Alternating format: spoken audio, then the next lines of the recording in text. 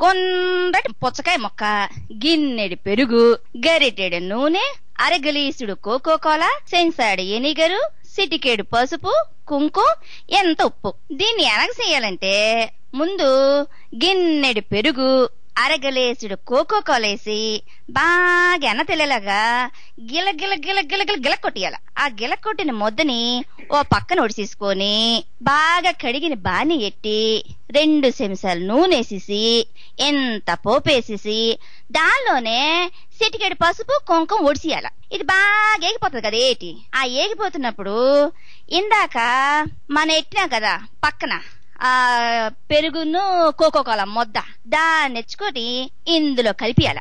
ఇది బాగా కుత్త కుత్త కుత్త కుత్త కుత్త కుత్త ఉడికిపోతున్నప్పుడు ఎనిగరు ఎంత వంపియాల. అలా ఒడిసేసిన వెంటనే పెరుగు ఇరిగిపోతుంది కదేటి.